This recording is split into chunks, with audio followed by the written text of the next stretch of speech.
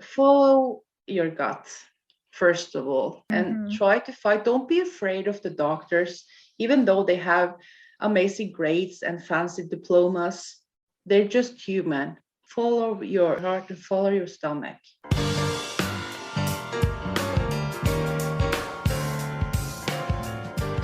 Welcome to Heart with Anna. I am Anna Jaworski and your host. My son Alexander is 27 years old and was born with a single ventricle heart. He has had 3 open heart surgeries, and he is the reason I am the host of your program. I am very excited about today's program featuring a special heart mom.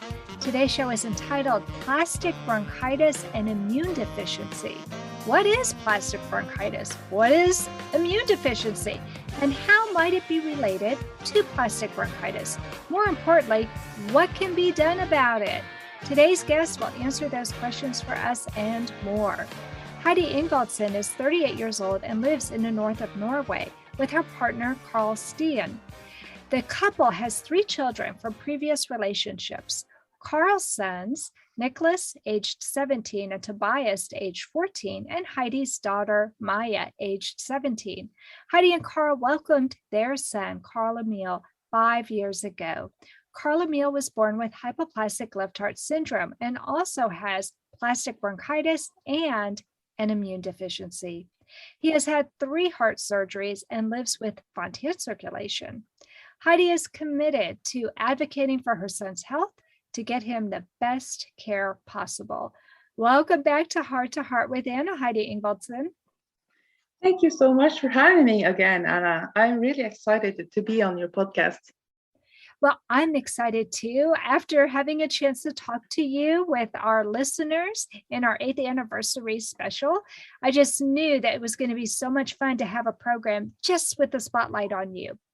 I am really looking forward to do this show with you today. I have so many things I wonder, and hopefully I will get some answers during this show. If not today, hopefully in the future, right? I really hope so. We're opening Pandora's box here. We shall see what happens. But we know that in that box is hope. And that's what we're shooting for today, is that even if we don't have answers to some of these questions, we're hoping somebody else out there is listening to this show and can help us find some of those answers. Right, Heidi?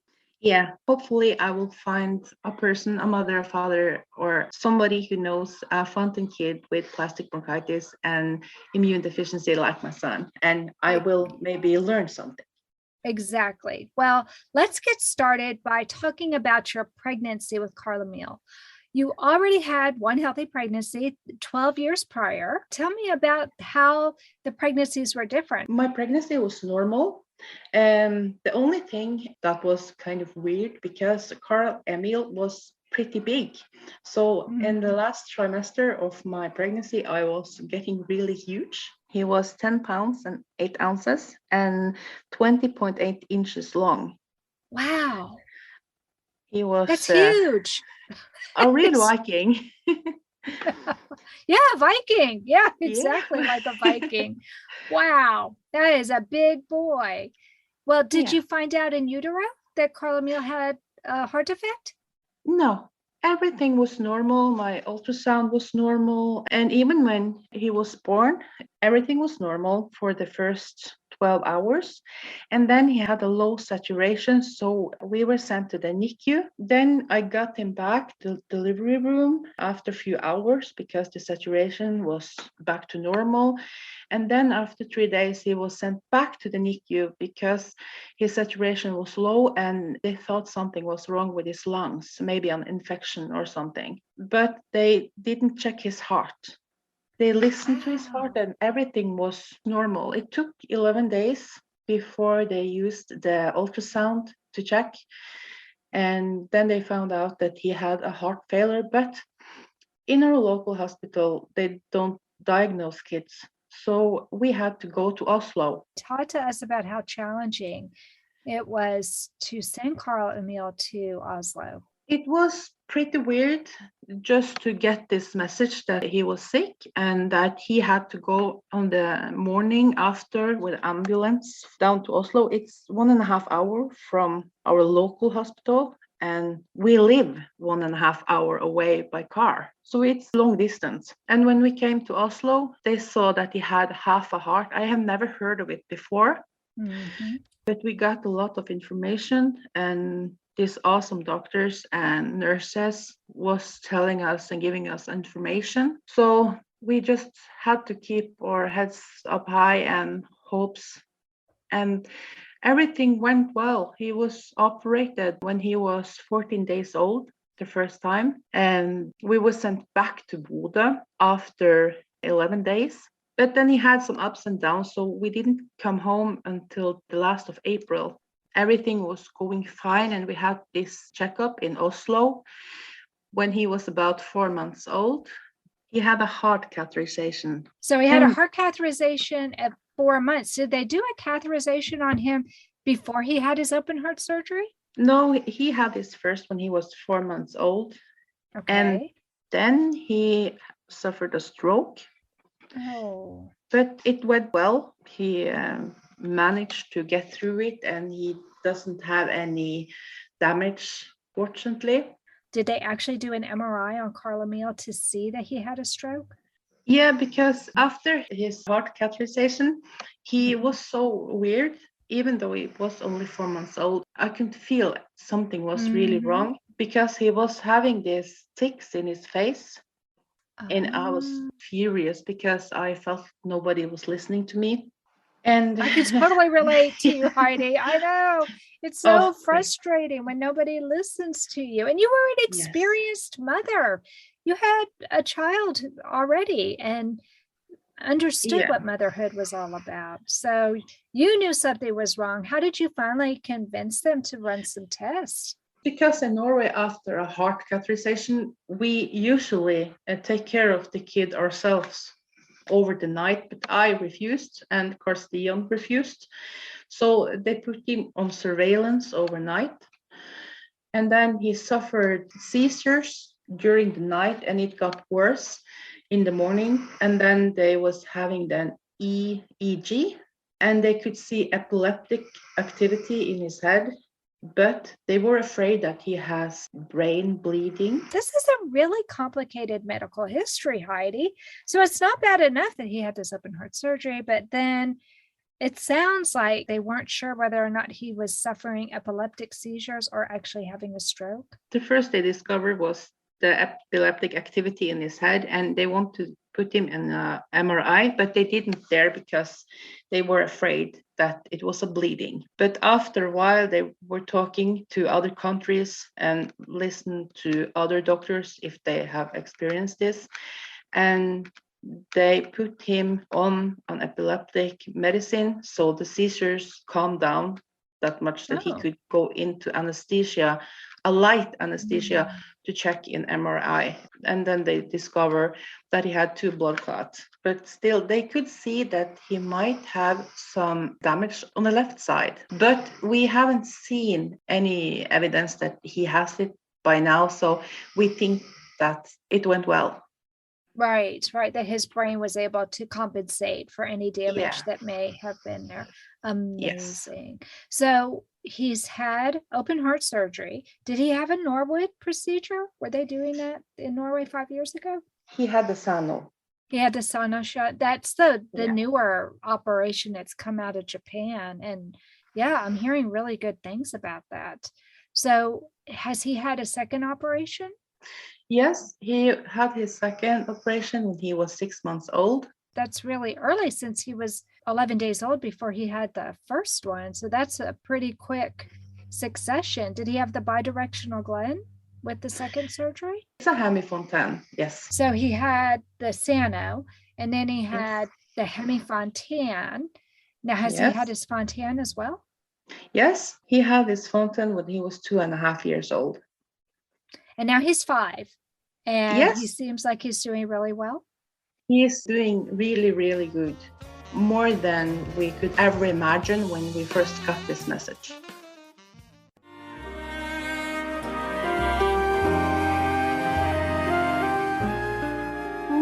Night Forever by the Baby Blues Sound Collective. I think what I love so much about this CD is that some of the songs were inspired by the patients. Many listeners will understand many of the different songs and what they've been inspired by. Our new album will be available on iTunes, Amazon.com, Spotify. I love the fact that the proceeds from this CD are actually going to help those with congenital heart defects. Enjoy the music. Home Tonight Forever.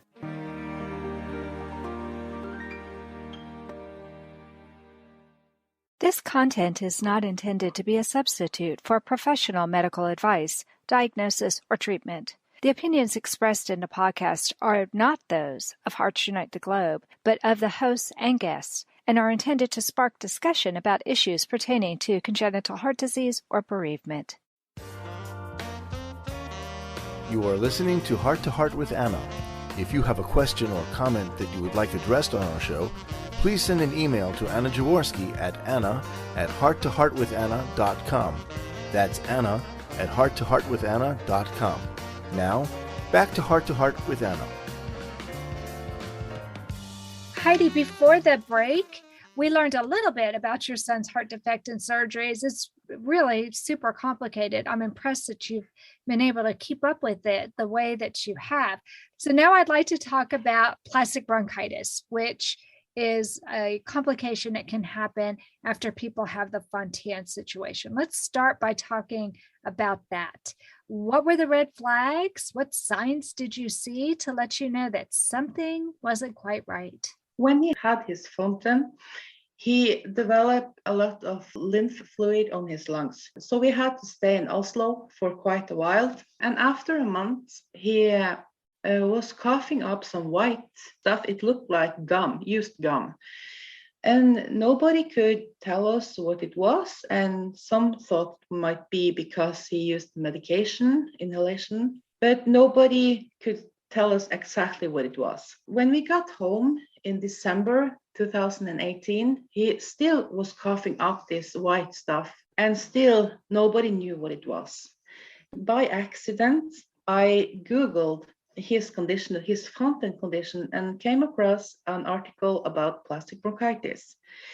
And I was like, I have to ask his cardiologist to hear if she had heard about it. And she was like, yes, I have heard about it. And I also think that he might have this condition. Oh my goodness. So the cardiologist was worried too that maybe it could be plastic bronchitis? Yes, and she wouldn't tell me at first because in Norway we need hard evidence to get a diagnosis. It's not like you can just stick it to the journal and say it's there. We need evidence. Sure. And then I felt kind of lost because I have never heard of it. And I searched Facebook and found a group called the Families Dealing with Plastic Bronchitis. Yes. It's only one group. So I joined the group and I put out a picture asking, guys, what do you think about this? Mm-hmm.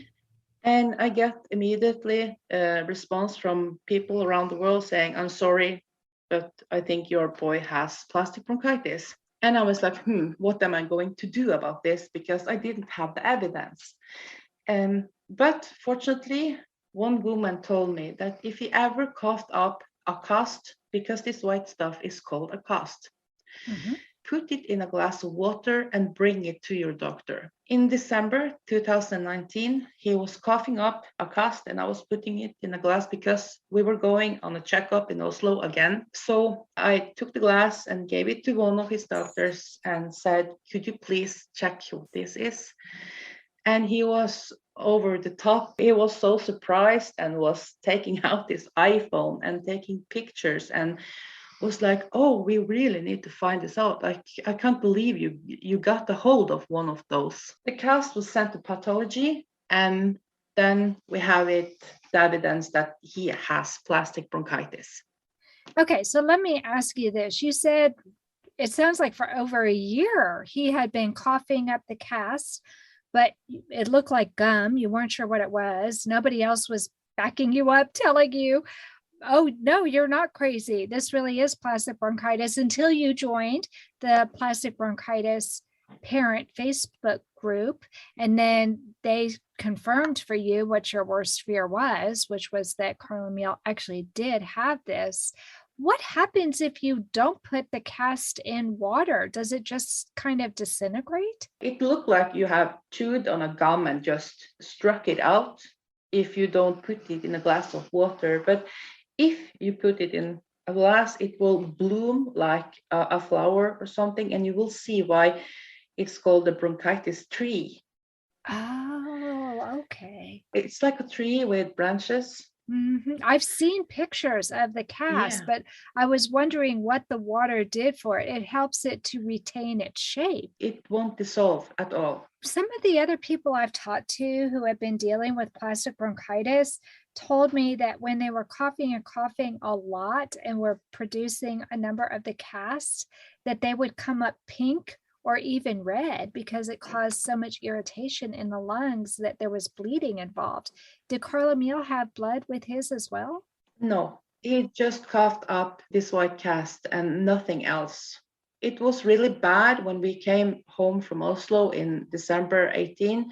And when we come to the summer 2019, it kind of disappeared. It only appeared in episodes from time to time. The reason I found out about this was in August because Karl Emil has his own assistant in kindergarten. And she wanted some facts and information about his conditions. And that's when I found out about the plastic bronchitis the first time. Oh, wow. So you actually had an ally. You had somebody else who cared like you did and wanted to get some answers.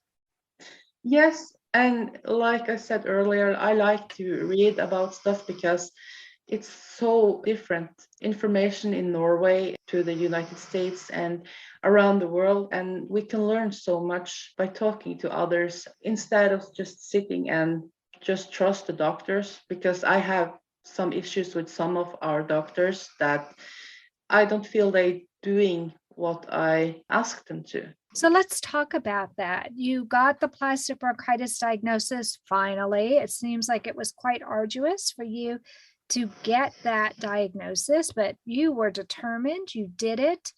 What did they do after they discovered, yes, he does indeed have plastic bronchitis? We do not have a lot of experience in Norway with this condition. I have talked to somebody who was really bothered by this diagnosis and had to have medication several times a day.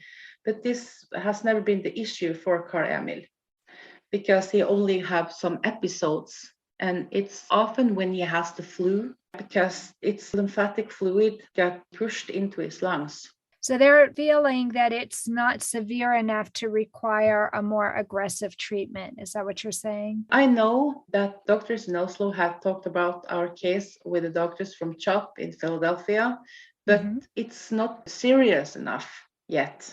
So we kind of hope that this will go away. And at the same time, of course, it would be fun to travel, but I'm not sitting in a hospital to let my kid be a lab rat. Not in a local hospital, not anywhere.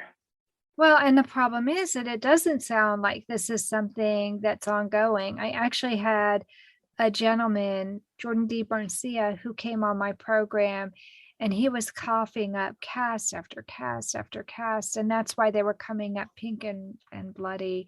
And it was no quality of life. He had no quality of life because of that, until after he got a transplant, and that finally solved the problem. It sounds like Karl Emil is able to have a good quality of life, that this is an irritation, definitely, and it's scary because he gets it after he has pneumonia, which is scary in and of itself, but it doesn't sound quite as life-threatening as some other people I've heard of who have the plastic bronchitis. Is that how you feel the doctors are looking at it right now? Yes, I feel like we are kind of the lucky ones who doesn't have this on daily basis. We just have episodes, and also just when he has the flu, he got the respiratory RSV before the COVID started, and we were sent to Oslo immediately because he was so sick. He coughed up some small fragments of casts, not the long and the big white one, but only a fragment. And one of the doctors went through the roof because she was so afraid that this would get worse. And she Sure. scared me so much. Oh, I'm so sorry. But I'm sure it scared that doctor, especially if that doctor had never seen anything like that before. She has seen some really bad cases. So I think she was afraid that he would get more sick if this cast was getting bigger. Anna Jaworski has written several books to empower the congenital heart defect or CHD community. These books can be found at Amazon.com or at her website, www.babyheartspress.com. Her bestseller is The Heart of a Mother, an anthology of stories written by women for women in the CHD community. Anna's other books, My Brother Needs an Operation, The Heart of a Father, and Hypoplastic Left Heart Syndrome, a handbook for parents, will help you understand that you are not alone. Visit babyheartspress.com to find out more.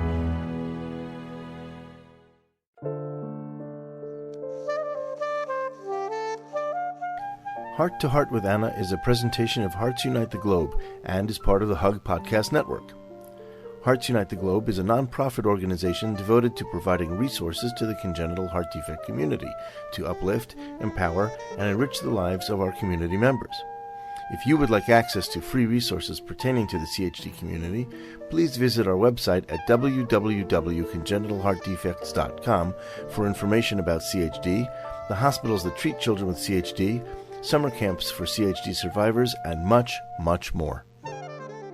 Heidi, before the break, we were talking about Karl Emil's journey to treatment for plastic bronchitis, and it doesn't sound like he's getting quite the treatment that you wish he would.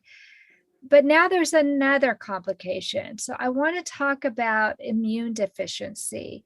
How did this diagnosis come about, and what is being done for that? He was getting sick from time to time, and he didn't get so well that we could send him to the kindergarten. He was having a lot of mucus and coughing, and we couldn't send him to the kindergarten because they're very strict. Sure. So after he had cold after cold after cold, they was checking his immune system, and it was showing very low IgG. And when they start to investigate this one, they found out that he has a subclass immune deficiency. For those of you listeners who maybe don't know what a low IgG means, what that means is that when your body has an infection, it normally produces immunoglobulin G. That's how you get IgG.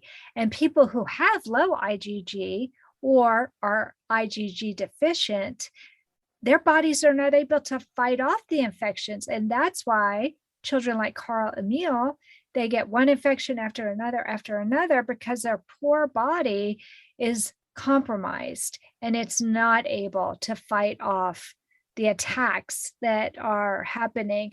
With this happening right around COVID, you must have been terrified, Heidi. Yes, and also because of COVID, we haven't had the meetings that I feel we need to get all the information. So I need to fill out the blanks myself.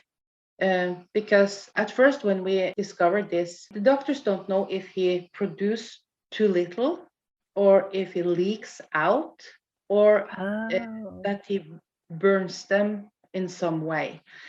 When he first got this diagnosis, we went to get a blood sample every week just to see how the IgG levels look like.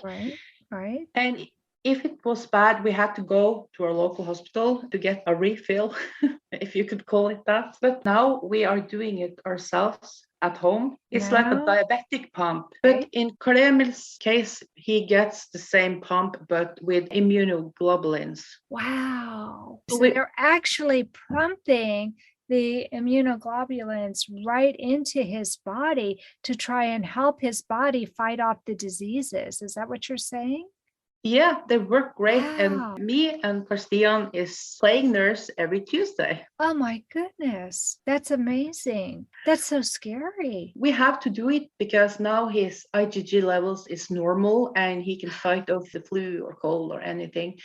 But still, this fall, he has had a lot of mucus and used to take inhalations because he has coughed a lot. So he's not been in the kindergarten since October. Poor baby. I bet he's missing his friends. He's kind of a guy that he's pretty social, but in kindergarten, the speed of the games they're doing drain him. Sometimes he's really, really tired when he comes home from the kindergarten. And even though he has his own assistant that can take him out of games, he still is really tired when he come home. Sure, I'm sure it's exhausting for him. And he's just exposed to so much stuff in kindergarten.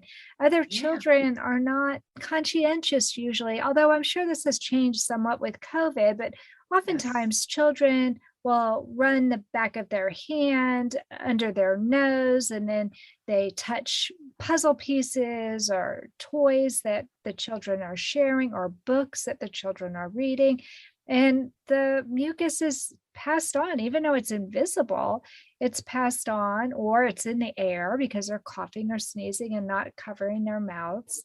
So that's a risk. That's a risk to have a child there. Well, I'm impressed with the therapy and that you and your husband were of the fortitude to give him those injections. It's amazing what we do when we don't really have a choice. And I'm so happy that it seems like maybe his immune system was a little bit immature, or maybe it was just being battled by so many different things that it didn't have the reserves to overcome what it needed to so that he could get healthy.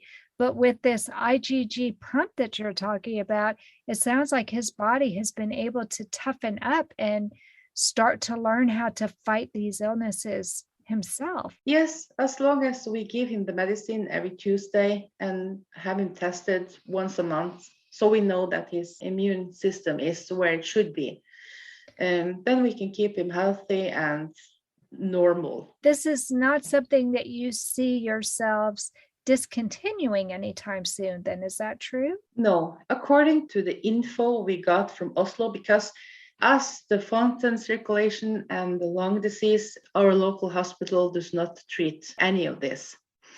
So when we will learn to teach how to use this pump, we had to do it because we refused to go to Oslo during COVID. Well, I understand that. It's a scary time to be out amongst a lot of other people. And when you have a child who's immunocompromised anyway, why would you want to take that risk? Exactly. I totally get that. That makes a lot of sense. And you have a solution that's working right now. Yes. So if it's not broke, don't fix it. Yeah, right. You are an amazing and strong advocate for your son. What advice do you have for other parents who maybe don't feel that they're as strong as you are? How can they be a good advocate for their child? Follow your gut, first of all, and try to fight. Don't be afraid of the doctors, even though they have amazing grades and fancy diplomas. They're just human. Follow your heart and follow your stomach. Yeah, I think trusting your gut is so critically important. We parents know our kids better than anybody because we live with them. We have their best interests at heart, of course. Talk to me about Karl Emil's future. Have the doctors given you any prognosis of where they hope he will be? They hope he will live a long and healthy life. We have a healthy boy. According to the heart, it's going so amazing. And hopefully he can live with this heart, that he doesn't need a transplant, because then you have to rebuild the whole system again, and it could be worse than just living with this condition. If he can live with the heart that he has, that's amazing, especially if he has a good quality of life. And I know getting these injections is not ideal, but how lucky are you to live in a day and age when this is available? Imagine 20 years ago, this probably wasn't even available, Heidi. In Norway, they didn't start to do fontan surgery until 1999. Really? Oh my goodness. Wow. See, they started it in the 1980s in the United States. So it took a while before they started doing that operation in Norway.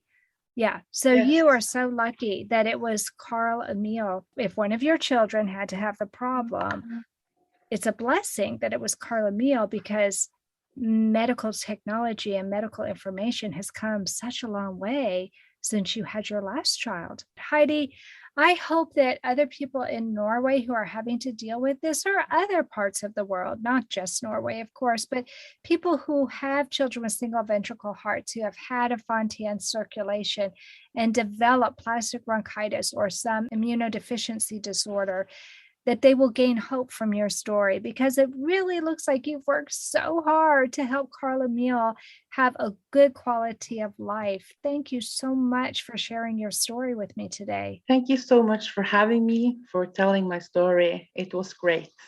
Oh, it was great. It's such a hopeful story. And I am crossing my fingers, saying my prayers, all of that, putting out good vibes into the universe, that maybe something even more definitive and less invasive will become available for Karl Emil, so you don't have to continue to give the injections. I know that must be so difficult, but I hope that his body will continue to get bigger and stronger, so he really will be a Viking and really will conquer the world. Let's cross our fingers and hope for it. I have no doubt, with a mother as strong as you behind him, there's just no telling what Karl Emil will do in the future. Thank you so much, Anna. Thank you, Heidi. Well, folks, that's it for this week's episode. If you enjoyed this episode of Heart to Heart with Anna, please leave a review to help others who may be curious about what the podcast is about. And remember, my friends, you are not alone. Thank you again for joining us this week. We hope you have become inspired and empowered to become an advocate for the congenital heart community. Heart to Heart with Anna, with your host, Anna Jaworski, can be heard at any time wherever you get your podcasts. A new episode is released every Tuesday from noon Eastern Time.